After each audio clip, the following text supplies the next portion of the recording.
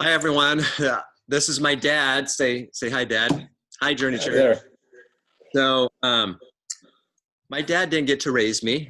Some of you have heard different parts of my story, but he was in my life up for the first few years, and then because he thought that it was a good thing for me to be in a family that was more cohesive, he thought it was best for him to step out of my life. So for a lot of years, we didn't get to even see each other. In fact, I didn't even know what his name was for a long time. When I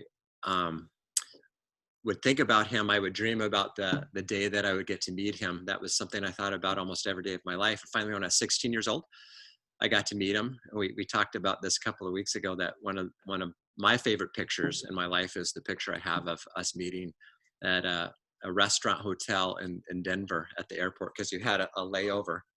Now, it was like the day of my dreams. I wanted to meet you, and it was really good. And then I got to come up and meet the rest of my family, my siblings and cousins. I had this whole big family I didn't even know existed.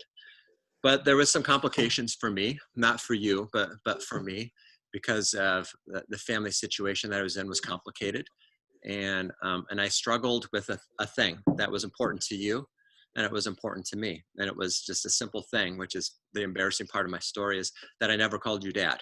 I always wanted to call you Dad, but I just had some baggage that had to do with you, that had to do with me, and had to do with confused loyalty and all kinds of things that we don't have to go into in this story. It just was a hard space for me to do that, as much as I longed to call you Dad. And I'd even told you that. And I would introduce you as Dad, but I'd never say Dad like I just did even.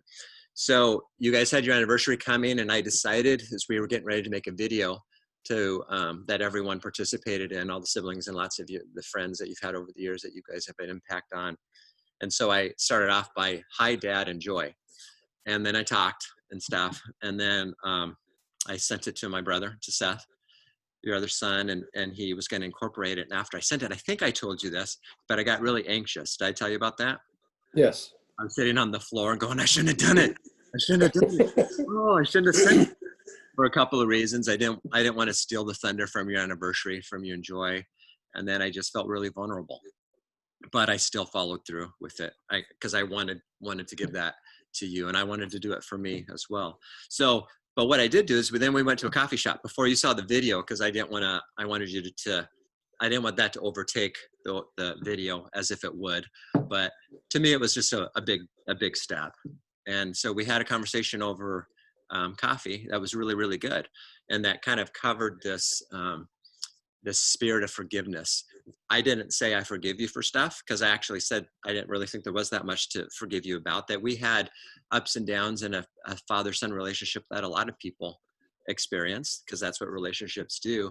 But you had said something to me once, that you were talking to Celeste, my sister, your daughter, about that you wondered if I had some anger or resentment toward you. And you just mentioned that once in a conversation, and we never unpacked it.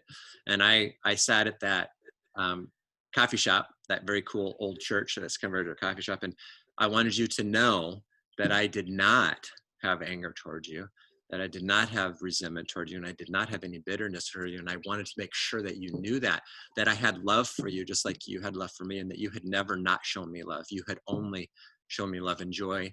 My stepmom, your wife, had only showed me love. And I just wanted to make sure that you knew that. And I thought that was an important step for me to take with you, because of that it wasn't even a forgiving thing. It was just the spirit of forgiveness, so that we could be freed up, so I could be freed up. So now you get to talk.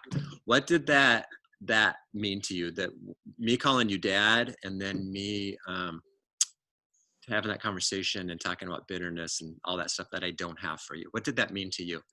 That meant a great deal. And the way that you brought it out to the front and talked to me about it, it made it simple and easy to understand. Made it a lot easier than it could have been if we tried to, pardon the term, but stir the mud a little bit and say, yeah, right. Why did this happen? Why did that happen? Yeah. You just came out with a great attitude, and I could feel how you were feeling, that you felt love, and that you were glad that we were together, and so was I. It was embarrassing for me because I felt like I'm a 55-year-old boy. but yeah, what do you think it did for us as we go forward? I think it opened some more doors to develop our relationship even deeper. Um, we had a relationship from the time that we re-met when you were 16, but it wasn't as deep a relationship as it got to be later. And then when I bought a house down in Arizona and we got to spend time together, it continued to develop and continued to get better virtually daily when we were together. But then when we talked about this in our time at the coffee shop, it seemed to, for me, and I think for you, it just made things a lot better. And I didn't wonder, I wonder if he means this or if he's saying that to make me feel good. It came across like you had real love for me as a dad. Yeah, I do. And I even get to call you dad, and I keep practicing. So you're a follower of Jesus Christ. You have been all of your life. You're actually a PK, a pastor's kid. You've been an elder Yes. in church off and on for many, many years. So last thing for you to say on this would be, what encouragement could you give people? So we can move even beyond our story, but when I'm talking about this spirit of forgiveness, not just the act of forgiveness, but just having an open spirit of forgiveness, how important do you think that is for us as humans relating to God and each other? It's really a good thing if we can understand it. I'm not sure that everybody can understand that immediately as you discuss it or speak of it. I think it's something that we'll have to, some people will have to work through. Yeah. It seemed to work through for us, but we've had some time together. Mm-hmm. And it was something that it just all came to fruition at that coffee shop. I think more than it had before.